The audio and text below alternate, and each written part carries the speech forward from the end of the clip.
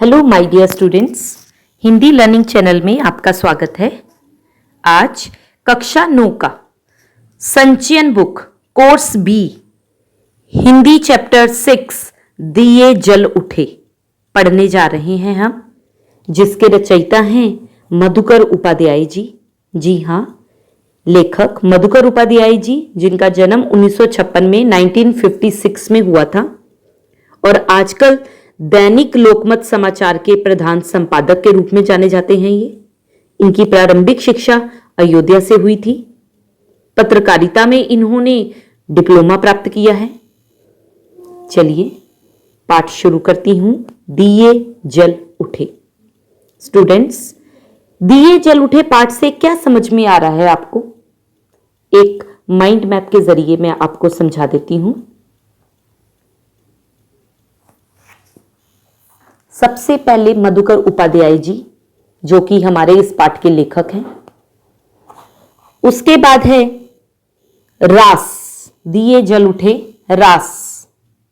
रास कोई रासलीला वाली रास जगह नहीं है, बल्कि रास एक जगह का नाम है जहां से दांडी मार्च आंदोलन शुरू किया गया था। और ये जो पूरी कहानी है ना बच्चों, एक संस्मरण के रूप में लिखी गई है और 1947 से पहले की कहानी है ये। 7 मार्च को सरदार वल्लभ भाई पटेल पहुंचे थे। कहां पर? रास। लोगों ने वहां पर जिद की कि हमें भाषण सुनाइए। उनका कोई प्लान नहीं था भाषण सुनाने का, लेकिन लोगों ने जिद की तो उन्होंने भाषण सुनाया। उस भाषण के बाद उनकी गिरफ्तारी हुई, उन्हें बोरसद जाना पड़ा, अदालत में पेश होना पड़ा, जज का फैसला सुनना पड़ा। और जज को भी फैसला सुनाने में कितना टाइम लग गया था, जबकि जज को डिसाइड ही नहीं कर पा रहा था जज कि मैं क्या सजा सुनाऊं, क्योंकि कोई अपराध ही नहीं था। आगे पढ़ेंगे जब आप कहानी में तो आपको पता चलेगा। 8 लाइनें लिखनी थी, उसमें भी जज ने 1.5 घंटा लगा दिया था। गांधी जी को पटेल की गिरफ्तारी के बारे में पता चला, काफी उदास हो गए वो। फिर साबरमती आश्रम के सामने से जब मोटर गाड़ी निकल रही थी उनकी, तब वो रुके रास्ते में। और अब पटेल जी का स्वैग ही अलग था कि मोटर गाड़ी में बैठे हुए जो पुलिस वाले थे वो भी उनकी बात मानते थे। तो रास्ते में पटेल और गांधी जी दोनों की आपस में कुछ बातचीत हुई, वो हम आगे पाठ में पढ़ेंगे। फिर गांधी जी रास पहुंचे थे और वहां पर उनका स्वागत दरबार समुदाय के लोगों ने किया था। और ये दरबार समुदाय के लोग कौन थे, हम पाठ में पढ़ेंगे। दरबारियों के जरिए गांधी जी का लोगों को प्रेरित करना, यानी कि लोगों को प्रेरणा दी थी। तो दिए जल उठे पाठ, जो इसका शीर्षक है, वो अपनी सार्थकता पूरी तरह सिद्ध करता है या नहीं करता, जब पाठ हम पूरा पढ़ लेंगे उसके बाद ही हम आपको बताएंगे। और इस पाठ का पाठ प्रवेश करवा दूं मैं कि दिए जल उठे नामक इस पाठ में लेखक गांधी जी द्वारा नमक कानून तोड़ने की यात्रा के पूर्व की गई जो तैयारी है उसका वर्णन कर रहे हैं। और वो हमें यह भी बताना चाह रहे हैं कि गांधी जी के अलावा भी कई नेता थे जिन्होंने दांडी कूच में योगदान दिया था। कैसे इन सब ने मिलकर सारी परेशानियों का, सारी कठिनाइयों का बड़ी समझदारी के साथ उपचार किया, निवारण किया। चलिए पाठ के अंदर समझते हैं जाके। दिए जल उठे। रास के बूढ़े बरगद ने वह दृश्य देखा था। दांडी कूच की तैयारी के सिलसिले में वल्लभ भाई पटेल 7 मार्च को रास पहुंचे थे। पटेल ने लोगों के आग्रह पर 2 शब्द कहना स्वीकार कर लिया। इसी बीच मजिस्ट्रेट ने निषेध आज्ञा लागू कर दी और पटेल को गिरफ्तार कर लिया गया। यह गिरफ्तारी स्थानीय कलेक्टर शिलिटी के आदेश पर हुई, जिसे पटेल ने पिछले आंदोलन के समय अहमदाबाद से भगा दिया था। तो प्रस्तुत पाठ दिए जल उठे लेखक मधुकर उपाध्याय जी के द्वारा लिखित है। और इस पाठ के अनुसार जब दांडी कूच की तैयारी के सिलसिले में सरदार वल्लभ भाई पटेल 7 मार्च को रास पहुंचे थे, तब वहां का जो बूढ़ा बरगद का पेड़ था वो उस दृश्य का साक्षी बना था। जी हां, पटेल जी को कोई भाषण देने की प्लानिंग करके नहीं आए थे पटेल जी, लेकिन फिर भी रास के लोगों के आग्रह पर उन्होंने क्या किया? भाषण दिया। फिर उस भाषण के बाद क्या हुआ वो बताने जा रहे हैं हम आपको। लेखक कहता है कि रास के पास ही एक बूढ़े बरगद का पेड़ था जिसने दांडी कूच की तैयारी का पूरा दृश्य देखा था। दांडी कूच के बारे में बताता हुआ लेखक कहता है कि दांडी कूच की तैयारी के सिलसिले में वल्लभ भाई पटेल जब 7 मार्च को रास पहुंचे थे तो वल्लभ भाई पटेल ने लोगों से पूछा कि क्या वे सभी सत्याग्रह के लिए तैयार हैं। जब वल्लभ भाई पटेल लोगों को भाषण दे रहे थे उसी बीच फौजदारी अदालत के अफसर ने मनाही का आदेश लागू कर दिया, निषेधाज्ञा लागू कर दी। अब निषेधाज्ञा लागू कर दी का मतलब हो गया कि उन्होंने मनाही कर दी सख्त कि भाषण यहीं पे बंद कर दिया जाए और पटेल को गिरफ्तार कर लिया गया। उनकी ये गिरफ्तारी स्थानीय कलेक्टर शिलिटी के आदेश पे हुई थी जिसे पटेल ने पिछले आंदोलन के समय अहमदाबाद से भगा दिया था। लेखक कहता है कि वल्लभ भाई को पुलिस पहरे में बोरसद की अदालत में लाया गया। अब बोरसद की अदालत में जब लाया गया था यहां पर वल्लभ भाई ने अपना अपराध स्वीकार कर लिया। जब वल्लभ भाई ने अपना अपराध स्वीकार कर लिया तब जज को समझ में नहीं आ रहा था कि वह उन्हें कौन सी धारा के तहत कितनी सजा दे, उन्हें कुछ समझ नहीं आ रहा था। तो लेखक कहता है वल्लभ भाई को पुलिस पहरे में बोरसद की अदालत में लाया गया था जहां पर वल्लभ भाई ने अपना अपराध स्वीकार कर लिया। उन्होंने मान लिया कि उन्होंने मनाही के आदेश को नहीं माना है। जब वल्लभ भाई ने अपना अपराध स्वीकार कर लिया था तब जज को समझ नहीं आ रहा था कि वह उन्हें कौन सी धारा के तहत कितनी सजा दे। लेखक कहता है कि जज को अपना 8 लाइन का फैसला लिखने में 1.5 घंटा लगा। जज ने फैसले के अनुसार पटेल को 500 रुपए जुर्माने के साथ 3 महीने की जेल की सजा सुना दी। इसके लिए उन्हें अहमदाबाद में साबरमती जेल ले जाया गया। लेखक कहता है कि साबरमती आश्रम में गांधी को पटेल की गिरफ्तारी, उनकी सजा और उन्हें साबरमती जेल लाई जाने की सूचना दी गई। गांधी वल्लभ भाई पटेल की गिरफ्तारी से बहुत अशांत हो गए थे और वे बड़े नाराज भी हो गए थे। पटेल की गिरफ्तारी के बाद गांधी जी ने कहा कि अब उनके दांडी कूच की तारीख बदल सकती है। यहां वे पहले अपने अभियान पर 12 मार्च को जाने वाले थे, अब उससे पहले ही रवाना हो सकते हैं। चलिए आगे बढ़ती हूं। आश्रम में एक एक आदमी यह हिसाब लगा रहा था। इस पैराग्राफ में देखिए क्या कहना चाह रहा है लेखक। लेखक कहता है कि जब वल्लभ भाई पटेल को गिरफ्तार करके जेल ले जाया जा रहा था तब आश्रम में एक एक आदमी यह हिसाब लगा रहा था कि पटेल को ले जाने वाली मोटर कार बोरसद से साबरमती जेल पहुंचाने में कितना समय लगाएगी।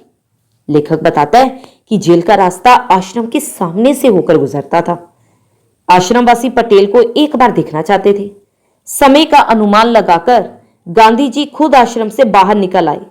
उनके पीछे पीछे सब आश्रमवासी बाहर आ गए और बाहर आकर सड़क के किनारे खड़े हो गए ताकि वे पटेल को जेल जाने से पहले एक बार देख सके, क्योंकि लोगों का ख्याल था कि पटेल को गिरफ्तार करके ले जाने वाली जो मोटर है वो आश्रम के बाहर किसी हाल में नहीं रुकेगी। लेकिन सबका सोचना गलत निकला। पटेल को जेल ले जाने वाली मोटर आश्रम के बाहर रुकी। लेखक कहता है कि ऐसा लगता है कि यह पटेल का रोब ही था कि पुलिस वालों को मोटर आश्रम के बाहर रोकनी पड़ी। गांधी और पटेल सड़क पर ही मिले।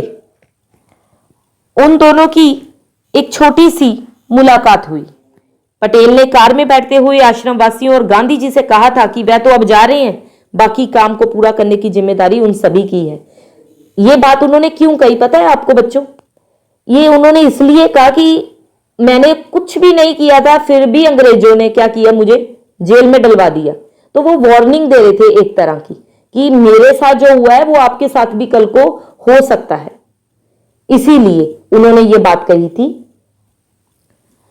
आगे पाठ के अगले हिस्से में पटेल की गिरफ्तारी पर, अब पटेल की गिरफ्तारी पर देश भर में क्या प्रतिक्रिया हुई, यानी कि प्रतिक्रिया होती है बदला। तो लेखक कहता है जब पटेल को गिरफ्तार किया गया तो उसके बदले में देश भर में एक लहर सी दौड़ गई। पटेल की गिरफ्तारी के बाद दिल्ली में मदन मोहन मालवीय ने केंद्रीय असेंबली में एक प्रस्ताव पेश किया जिसमें बिना मुकदमा चलाए पटेल को जेल भेजने के सरकारी कदम की निंदा की गई थी, लेकिन उनका यह प्रस्ताव पारित नहीं हो सका। मदन मोहन मालवीय के इस प्रस्ताव पर कई नेताओं ने अपनी राय सदन में रखी। मोहम्मद अली जिन्ना ने कहा, जो कि पाकिस्तान के गवर्नर थे, कि सरदार वल्लभ भाई पटेल की गिरफ्तारी अपने विचारों को प्रकट करने की स्वतंत्रता के सिद्धांत पर हमला है। उन्होंने कहा कि ये जो पटेल की गिरफ्तारी हुई है, ये तो सीधी सीधी हमारी स्वतंत्रता के सिद्धांत पर हमले के समान है। भारत सरकार एक ऐसा उदाहरण पेश कर रही है जिसके बहुत ज्यादा भयानक परिणाम होंगे। लेखक बताता है कि गांधी के राज पहुंचने के समय वह कानून लागू था जिसके अनुसार सरदार वल्लभ भाई पटेल को गिरफ्तार किया गया था। सरदार वल्लभ भाई पटेल की गिरफ्तारी के बाद सत्याग्रहियों ने अपनी ओर से हर मुश्किल को पार करने की तैयारी पूरी तरह से कर ली थी। अब्बास तैयब जी भी रास पहुंच चुके थे ताकि यदि किसी कारण से गांधी की गिरफ्तारी होती है तो उस स्थिति में वे कूच का नेतृत्व कर सके। पीछे से कौन संभालेगा? तो लेखक कहता है कि बोरसद से निकलने के बाद लगभग सभी सत्याग्रहियों को यह विश्वास था कि अब गांधी को जलालपुर पहुंचाने तक गिरफ्तार नहीं किया जाएगा। लेकिन फिर भी क्या हुआ? उन्होंने अपनी तैयारी में कोई कमी नहीं रखी थी ताकि अगर किसी स्थिति में गांधी को गिरफ्तार कर भी दिया जाता है तो भी कूच को ना रोका जाए। रास में गांधी का भव्य स्वागत हुआ। भव्य होता है शानदार। तो लेखक कहता है जब गांधी जी रास पहुंचे तो वहां पर गांधी जी का बहुत शानदार स्वागत हुआ। गांधी जी के स्वागत में दरबार समुदाय के लोग इसमें सबसे आगे थे। दरबार गोपालदास और रविशंकर महाराज भी गांधी जी के स्वागत के लिए वहां मौजूद थे। दरबार लोग रियासत अब दरबार गोपालदास अगर वहां मौजूद थे तो लेखक कहता है जब गांधी जी ने भाषण दिया तो गांधी ने अपने भाषण में दरबारों का खास तौर पे उल्लेख किया। लेखक बताता है कि कुछ दरबार रास में ही रहते थे पर उनकी मुख्य बस्ती कनकापुर और उससे सटे गांव देवण में थी। दरबार लोग रियासत या किसी इलाके के मालिक होते थे। लेखक कहता है कि दरबार लोगों की साहब की तरह जो दरबार लोगों की जिंदगी थी वो कैसी थी? वो साहबों की तरह, महाराजाओं की तरह जिंदगी जीते थे, ऐशोआराम की जिंदगी जीते थे। एक तरह से वे लोग राजा की तरह अपना जीवन का गुजारा करते थे। दरबार सब कुछ छोड़कर रास में आकर बस गए थे। गांधी जी ने अपने भाषण में कहा कि दरबार लोगों से सभी को त्याग और हिम्मत सीखनी चाहिए। यानी कि गांधी जी ने प्रेरणा दी लोगों को कि इन दरबारियों से कुछ सीखो। उसके बाद आगे बढ़ते हैं। अखिल भारतीय कांग्रेस कमेटी की बैठक 21 मार्च को। अब लेखक कहता है कि अखिल भारतीय कांग्रेस कमेटी की बैठक जो है वो 21 मार्च को साबरमती के तट पे होने वाली थी। जवाहरलाल नेहरू इस बैठक के होने से पहले गांधी से मिलना चाहते थे, इसलिए जवाहरलाल नेहरू ने गांधी जी को संदेश भिजवाया और जवाहरलाल नेहरू के संदेश के जवाब में गांधी जी ने रास में अपनी जनसभा से पहले जवाहरलाल नेहरू को एक पत्र लिखा जिसमें गांधी जी ने कहा कि यहां पर वे हैं, वहां तक पहुंचना बड़ा मुश्किल है। गांधी जी ने ऐसा इसलिए कहा बच्चों क्योंकि वल्लभ भाई पटेल की गिरफ्तारी के बाद सभी को डर था कि किसी भी समय गांधी जी को भी गिरफ्तार किया जा सकता है। इसी वजह से गांधी जी सभी से कहीं दूर छिपे हुए थे और जब जवाहरलाल नेहरू ने उनसे मिलने के लिए संदेश भिजवाया तो गांधी जी ने उन्हें वापस संदेश भिजवाया कि यदि जवाहरलाल नेहरू गांधी जी से मिलना चाहते हैं तो उनको पूरी एक रात जागना पड़ेगा और अगर अखिल भारतीय कांग्रेस कमेटी की बैठक से पहले वापस लौटना चाहते हैं तो इससे बचा भी नहीं जा सकता। अर्थात उन्हें अगर समय पर वापस लौटना है तो उन्हें पूरी रात जागना पड़ेगा, तभी वे गांधी जी से मिलकर वापस समय पर लौट सकेंगे। उसके बाद है तुमको रात के लगभग 2 बजे जाने पर के मछुआरों के कंधों पर बैठकर एक धारा पार करनी पड़ेगी। तो वही गांधी जी बता रहे हैं कि गांधी जी ने जवाहरलाल नेहरू से यह भी कहा कि इस यात्रा के समय बहुत अधिक कठिन समय है और जवाहरलाल नेहरू गांधी जी से मिलने आ रहे थे क्योंकि इस समय गांधी जी सबसे छिपके बैठे हैं। इसलिए गांधी ने जवाहरलाल नेहरू को रात के लगभग 2 बजे उनके विश्वास के जो इन पर वह विश्वास करते थे उनके विश्वास के मछुआरों के साथ नाव पर बैठकर एक धारा पार करने को कहा और उन्होंने जवाहरलाल नेहरू से क्षमा भी मांगी क्योंकि वे जवाहरलाल नेहरू को राष्ट्र के प्रमुख सेवक के रूप में देखते थे और वे इस समय इस कठिन यात्रा में जवाहरलाल नेहरू को थोड़ा सा भी विराम नहीं दे सकते थे। क्यों? क्योंकि अखिल भारतीय कांग्रेस कमेटी की बैठक उनकी कूच की यात्रा के लिए बहुत अधिक आवश्यक थी और वो किसी भी कीमत में उसे टाल नहीं सकते थे। आगे वल्लभ भाई की गिरफ्तारी के कारण रास में आम लोगों के बीच क्या क्या प्रतिक्रिया हुई? तो लेखक कहता है वल्लभ भाई पटेल की गिरफ्तारी के कारण रास में जो आम लोग थे उनके बीच सरकार के खिलाफ होने वाला जो गुस्सा था वो नेचुरल था। क्यों? क्योंकि वल्लभ भाई पटेल की गिरफ्तारी के कारण लोगों का गुस्सा जो था वो जायज हो रहा था। लेखक कहता है गांधी जी की जनसभा से पहले ही गांव के सभी पीढ़ियों से चले आ रहे जो मुखिया हैं, जब पटेल हैं, मुखिया और पटेल सरकार को अपना इस्तीफा सौंप गए थे क्योंकि वे सभी सरकार के कानून के खिलाफ काम करने वाले थे। गांधी ने दांडी कूच शुरू होने से पहले ही यह निश्चय कर लिया था कि वे उनकी यात्रा ऐसे भूभाग से करेंगे, ऐसे एरिया से करेंगे जो अंग्रेजों के अधिकार में होगा। वे किसी राजघराने के इलाके में नहीं जाएंगे। लेकिन इस यात्रा में उन्हें थोड़ी देर के लिए बड़ौदा रियासत से गुजरना पड़ा, क्योंकि अगर वे वहां से नहीं जाते तो उनकी यात्रा करीब बस 20 किलोमीटर लंबी हो जाती। तो शॉर्टकट अपनाना था और इसका असर उनकी यात्रा के कार्यक्रम पे पड़ता। अगर लेट हो जाते तो फिर आगे सारे काम लेट हो जाते। तो लेखक बताता है कि कभी सत्याग्रही गाजे बाजे के साथ रास में दाखिल हुए। वहां गांधी जी को एक धर्मशाला में ठहराया गया, जबकि बाकी सत्याग्रही तंबुओं में रुके थे। रास की आबादी करीब 3000 थी। रास की आबादी जो थी करीब 3000 थी, लेकिन उनकी जनसभा में 20,000 से ज्यादा लोग थे। अपने भाषण में गांधी ने पटेल की गिरफ्तारी का जिक्र करते हुए कहा, सरदार को यह सजा आपकी सेवा के पुरस्कार के रूप में मिली है। अब क्या कह रहा है लेखक कि रास की जो जनसंख्या है वो 3000 के लगभग थी, लेकिन गांधी जी की जनसभा में 20,000 से भी ज्यादा लोग आए हुए थे। अपने भाषण में गांधी जी ने सरदार वल्लभ भाई पटेल की गिरफ्तारी का जिक्र करते हुए क्या कहा? गांधी जी ने अपने भाषण में जिक्र करते हुए कहा कि सरदार वल्लभ भाई पटेल को जो सजा हुई है वह जनता की सेवा करने के पुरस्कार के रूप में मिली है। लेखक बताता है कि गांधी जी ने अपने भाषण में सरकारी नौकरियों से इस्तीफे का उल्लेख भी किया और कहा कि कुछ लोग अभी भी गंदगी पर मक्खी की तरह अपनी सरकारी नौकरियों से चिपके हुए हैं। उन्हें भी अपने निजी मूल्यहीन स्वार्थ भूलकर अपनी सरकारी नौकरियों से इस्तीफा दे देना चाहिए। गांधी जी ने यह भी कहा कि ये सरकारी नौकरियां करने वाले लोग कब तक गांव को चूसने में अपना योगदान देते रहेंगे। सरकार ने जो लूट मचा रखी है उसकी ओर से क्या अभी तक उनकी आंखें खुली नहीं है? लेखक कहता है कि गांधी जी ने रास में भी रायद्रोह की बात पर जोर दिया और कहा कि उनकी गिरफ्तारी अच्छी बात होगी। गांधी जी ने सरकार को खुली चुनौती देते हुए यह भी कहा कि अब फिर बादल घिर आए हैं। उन्होंने कहा अब फिर बादल घिर आए हैं, जहां यह भी कहा जा सकता है कि अब सही मौका सामने आ गया है। अगर सरकार उन्हें गिरफ्तार करती है तो यह एक अच्छी बात है। उन्होंने यह भी कहा कि उन्हें 3 माह की सजा देते हुए सरकार को भी शर्म आएगी। इसलिए गांधी जी ने कहा कि राजद्रोही को तो काला पानी देश निकाला जा फांसी की सजा हो सकती है, और उनके जैसे लोग अगर राजद्रोही होना अपना धर्म माने तो उन्हें क्या सजा मिलनी चाहिए। यहां गांधी जी लोगों को बताना चाह रहे थे बच्चों कि हो सकता है उन्हें 3 माह की सजा ना होकर काला पानी देश निकाला जा फांसी की सजा हो, तो उन सभी को आगे की कूच करने की पहले से ही तैयारियां करके रखनी चाहिए। लेखक यहां गांधी जी के दूरदर्शी सोच को उजागर कर रहा है।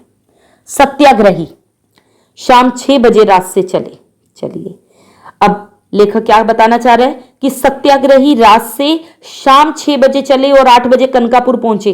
जब सभी लोग कनकापुर पहुंचे तो उस समय लोग उस यात्रा से कुछ थके हुए थे, कुछ थकान इस शक से भी थी कि वे सभी लोग मही नदी को कब और कैसे पार करेंगे। जैसे ही सभी लोग नदी के किनारे पहुंचे तो वहां पहुंचते ही समुद्र की ओर से आने वाली ठंडी हवा ने सत्याग्रहियों का स्वागत किया।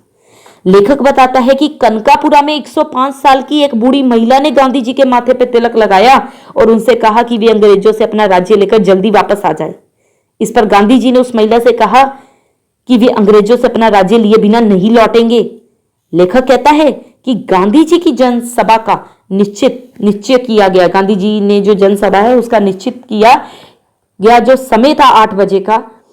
गांधी जी की जनसभा का निश्चित किया गया समय 8 बजे का था, लेकिन कनकापुर पहुंचने में हुई देरी के कारण उस जनसभा को 1 घंटे के लिए टाल दिया गया। जब जनसभा शुरू हुई तो जनसभा के भाषण में गांधी जी ने अंग्रेजों द्वारा किए जा रहे गलत शासन का जिक्र किया। भाषण में उन्होंने क्या कहा? भाषण में उन्होंने कहा कि इस तरह के राय में रंक से राजा तक सब दुखी हैं। राजा महाराजाओं को जैसे सरकार नचाती है नाचने को तैयार है। ये राक्षसी राज है, इसका नाश करना चाहिए। तो लेखक को अब ऐसा लग रहा था कि अंग्रेजी शासकों में एक वर्ग ऐसा भी था जिससे ऐसा लग रहा था कि गांधी और उनके सत्याग्रही मही नदी के किनारे अचानक नमक बनाकर कानून तोड़ देंगे, क्योंकि समुद्री पानी नदी के तट पे काफी नमक छोड़ जाता था, जिसकी रखवाली के लिए अंग्रेजी सरकार ने सरकारी नमक चौकीदार रखे हुए थे। लेखक कहता है कि गांधी जी ने भी अंग्रेजों का ध्यान भटकाने के लिए कह दिया था कि नदी के किनारे नमक बनाया जा सकता है, परंतु गांधी को समझने वाले बड़े अधिकारी इस बात को मानने वाले नहीं थे कि गांधी जी भी कोई काम अचानक और चुपके से कर सकते हैं। ये विश्वास होने के बावजूद भी कि गांधी जी कोई काम अचानक से करेंगे या चुपके से नहीं करेंगे, अंग्रेजी अधिकारियों ने नदी के तट से सारे नमक भंडार हटा दिए और उन्हें नष्ट करा दिया, ताकि इसका खतरा ही ना रहे कि गांधी जी नदी किनारे ही नमक बनाकर कानून को तोड़ दें। नियमों के अनुसार उस दिन की यात्रा में क्या हुआ वो बता रहे हैं हम आपको।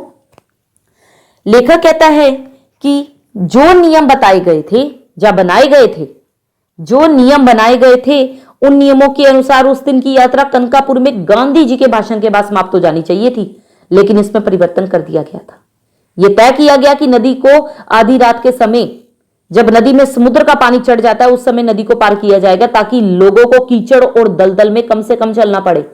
दिन के समय नदी में पानी कम होने के कारण कीचड़ और दलदल ज्यादा होता था, जिस कारण उसे पार करने में कठिनाई का सामना करना पड़ सकता था। इसी वजह से रात में नदी को पार करने का निर्णय लिया गया। लेखक कहता है कि रात 10:30 बजे भोजन करने के बाद सत्याग्रही नदी की ओर चल पड़े। अंधेरी रात में गांधी जी को करीब 4 किलोमीटर दलदली जमीन पर चलना पड़ा था। कुछ लोगों ने गांधी जी को कंधे पर उठाने की सलाह दी, पर उन्होंने मना कर दिया। उन्होंने कहा कि यह धर्म यात्रा है, वे इसे चलकर ही पूरी करेंगे। तट पर पहुंचकर गांधी जी ने पैर धोए और एक झोंपड़ी में आधी रात का इंतजार करते हुए आराम करने लगे। अब आ गई बारी मही के तट पर। मही के तट पर क्या क्या हुआ? लेखक कहता है मही नदी के तट पर उस भयानक अंधेरी रात में भी मेला जैसा लगा हुआ था। वहां पर उपस्थित लोगों ने कई भजन मंडलियां बना दी थी। रास में डांडिया बहुत अधिक प्रसिद्ध है। डांडिया एक प्रकार का नृत्य होता है बच्चों, और डांडिया में रास के दरबार कुशल थे। उन्होंने वहां कुछ गीत गाए। उनके गीत के बोल कुछ इस तरह के थे: देखो गांधी का डांडिया रास, देखो वल्लभ का डांडिया रास, डांडिया रास सरकार का नाश, देखो विड़िल का डांडिया रास, देखो भगवान का डांडिया रास। लेखक कहता है कि गांधी को नदी पार कराने की जिम्मेदारी रघुनाथ काका को सौंपी गई थी। रघुनाथ काका कौन थे, ये आपको क्वेश्चन पूछा जा सकता है। उन्होंने गांधी जी को नदी पार कराने के लिए एक नई नाव खरीदी और उसे लेकर कनकापुर पहुंच गए थे। बदलपुर के रघुनाथ काका को सत्याग्रहियों ने निषाद राज कहना शुरू कर दिया। इन्हें कौन सी पदवी दी गई थी? निषाद राज की। क्योंकि जिस प्रकार राम जी को नदी पार कराने की जिम्मेदारी निषाद राज की थी, उसी प्रकार बदलपुर के रघुनाथ काका को गांधी जी को नदी पार कराने की जिम्मेदारी मिली थी। लेखक बताता है कि उनके पास बदलपुर में काफी जमीन थी और उनकी बहुत सी नावें भी चलती थी। रात के समय जब समुद्र का पानी चढ़ना शुरू हुआ, तब तक अंधेरा इतना घना हो गया था कि छोटे मोटे दिए उसे भेद नहीं पा रहे थे। अर्थात दियों की रोशनी उस रात के अंधकार को मिटा पाने के लिए काफी नहीं थी। थोड़ी ही देर में कई हजार लोग नदी तट पर पहुंच गए। उन सबके हाथों में दिए थे। इस तरह का दृश्य नदी के दूसरी ओर भी था। नदी के दूसरी ओर भी पूरा गांव और आसपास से आए लोग दिए की रोशनी लिए गांधी जी और उनके सत्याग्रहियों का इंतजार कर रहे थे। रात 12 बजे महिसागर नदी का किनारा भर गया, पानी चढ़ आया था। गांधी झोंपड़ी से बाहर निकले, घुटनों तक पानी में चलकर नाव तक पहुंचे। महात्मा गांधी की जय, सरदार पटेल की जय और जवाहरलाल नेहरू की जय के नारों के बीच नाव रवाना हुई, जिसे रघुनाथ काका चला रहे थे। कुछ ही देर में नारों की आवाज नदी के दूसरे तट से भी आने लगी। ऐसा लगा जैसे वह नदी का किनारा नहीं बल्कि पहाड़ की घाटी हो, जहां प्रतिध्वनि सुनाई दे। क्योंकि महिसागर के दूसरे तट पर भी स्थिति कोई डिफरेंट नहीं थी। उसी तरह का कीचड़ और दलदली जमीन। ये पूरी यात्रा का संभवतः सबसे कठिन हिस्सा था। प्रतिध्वनि क्या होती है? किसी शब्द के बाद दोबारा सुनाई देने वाली वही आवाज। तो लेखक कहता है रात के लगभग 12 बजे महिसागर नदी का किनारा पानी से भर गया। समुद्र का पानी चढ़ आया था। पानी चढ़ने की खबर सुनकर गांधी जी झोंपड़ी से बाहर निकले और घुटनों तक पानी में चलकर नाव तक पहुंचे। लेखक बताता है गांधी जी के वहां से चलते ही महात्मा गांधी की जय, सरदार पटेल की जय, जवाहरलाल नेहरू की जय के नारे सुनाई देने लगे। उन्हीं नारों के बीच नाव रवाना हुई, जिसे रघुनाथ काका चला रहे थे। कुछ ही देर में नारों की आवाज नदी के दूसरे तट से भी आने लगी। लेखक कहता है उन आवाजों को सुनकर ऐसा लग रहा था जैसे कि मैंने आपको बताया कि नदी नहीं है, वो पहाड़ की घाटी है, जहां पे कोई शब्द जोर से पुकारा जाता है, उस शब्द के उपरांत उसी से उत्पन्न ध्वनि दोबारा सुनाई पड़ती है। यहां लेखक ने ऐसा इसलिए कहा क्योंकि नदी के दूसरी ओर जमा हुए लोग भी उसी तरह से महात्मा गांधी की जय, सरदार पटेल की जय, जवाहरलाल नेहरू की जय के नारे लगा रहे थे। लेखक बताता है कि महिसागर नदी के दूसरे तट पर भी स्थिति कोई अलग नहीं थी। वहां भी उसी तरह का कीचड़ था, वैसी ही दलदली जमीन थी। लेखक कहता है मुमकिन है ये पूरी यात्रा का सबसे कठिन हिस्सा था। 1.5 किलोमीटर तक पानी कीचड़ में चलकर गांधी जी रात 1 बजे के लगभग नदी के उस पार पहुंचे और वहां पहुंचते ही सीधे आराम करने चले गए। गांव के बाहर नदी के तट पर ही उनके लिए लोगों ने क्या लगाया? झोंपड़ी पहले ही तैयार कर दी। गांधी जी के पार उतरने के बाद भी तट पर दिए लेकर लोग खड़े रहे। अभी सत्याग्रहियों को भी उस पार जाना था। शायद उन्हें पता था कि रात में कुछ और लोग आएंगे जिन्हें नदी पार करानी थी। उन लोगों को पता था कि उनके सत्याग्रह में अभी और भी लोग जुड़ने वाले हैं। उन लोगों को भी नदी पार करवाना जरूरी था ताकि उन्हें भी सही रास्ते का पता चले और उनके सत्याग्रह में लोगों की संख्या बढ़े, ताकि अंग्रेज सरकार उनके कूच को ना दबा सके और वे नमक बनाकर कानून को तोड़ सके। ये आपको शब्दार्थ भी दे दिए हैं और क्वेश्चन आंसर्स भी दे दिए हैं बच्चों। कैसा लगा आपको ये पाठ? दिए जल उठे पाठ का शीर्षक ही अपनी सार्थकता पूरी तरह सिद्ध कर रहा है। यह पाठ गांधी जी की दांडी यात्रा का वर्णन तो करता ही है। जब गांधी जी की एक आवाज पे पूरा देश उनके साथ हो लिया तो अपने आप दिए जल उठे, है ना। महिसागर के दूसरे तट की स्थिति भी पहले तट के जैसी ही थी, जहां की जमीन भी दलदली थी, कीचड़ वाली थी। और कैसा लगा आपको ये पाठ? दांडी यात्रा मधुकर उपाध्याय जी द्वारा रचित बहुत ही सुंदर पाठ था और मुझे लगता है आसानी से आपको समझ में भी आ जाएगा। और इसके बारे में आपको एक्स्ट्रा क्वेश्चंस भी दिए हैं मैंने। पाठ के क्वेश्चन आंसर तो दिए ही हैं, साथ में एक्स्ट्रा क्वेश्चन भी दिए हैं। और फिर भी मैं गांधी जी की ना चारित्रिक विशेषताएं आपको सुनाना चाहती हूं कि गांधी जी सत्य के पुजारी थे बच्चों, अहिंसा के पुजारी थे, झूठ का सहारा कभी लेते नहीं थे, छल कभी करते नहीं थे। उनकी इस चारित्रिक विशेषता को भारतीय ही नहीं अंग्रेज भी समझते थे। इसके अलावा गांधी जी अपने आराम के लिए दूसरों को कष्ट नहीं देना चाहते थे कभी। स्वाधीनता की लड़ाई को वो धार्मिक कार्य मानकर निष्ठा से, लगन से, ईमानदारी से कर रहे थे। उनका उदार स्वभाव, दूसरों की मदद करने की प्रवृत्ति और सेवा भावना ने उन्हें देश भर में लोकप्रिय बना दिया था। उनके एक आवाज पे देश उनके पीछे चल देता था। इस प्रकार कार्य के प्रति समर्पण, उदारता देश भर में उन्हें लोकप्रिय कर गई थी। इसी तरह थे हमारे सरदार पटेल। उनके चरित्र से बच्चों आपको क्या क्या मूल्य अपनाने चाहिए? सरदार वल्लभ भाई पटेल देश को आजादी दिलाने वाले नेताओं में प्रमुख स्थान रखते थे। बड़ी जुझारू प्रवृत्ति के नेता थे, त्यागी थे, साहसी थे और निष्ठावान थे। ईमानदारी तो कूट कूट के भरी हुई थी। गजब की नेतृत्व करने की क्षमता थी उनमें। उनके चरित्र से हमें निस्वार्थ भाव से काम करने की प्रवृत्ति की शिक्षा मिलती है। साहस अपनाना चाहिए, ईमानदारी अपने काम के प्रति रखनी चाहिए। और अगर कोई हमसे पूछे तो अपने राष्ट्र के लिए अगर तन, मन और धन त्यागना है तो ये साहस और ये गुण हमें सरदार वल्लभ भाई पटेल से ही सीखना पड़ेगा। पटेल और गांधी जी जैसे नेताओं ने देश के लिए अपना चैन तक त्याग दिया था। आजकल के बच्चों को अगर हम पूछे कि वो अपने देश के लिए क्या करना चाहेंगे तो वो उनमें भी ऐसा ही जज्बा रहना चाहिए। रास में गांधी जी का स्वागत लोगों ने किस तरह किया ये आपको कहानी में पता चला। और दरबारी लोगों ने किया जिनकी जिंदगी ऐशो-आराम की जिंदगी हुआ करती थी।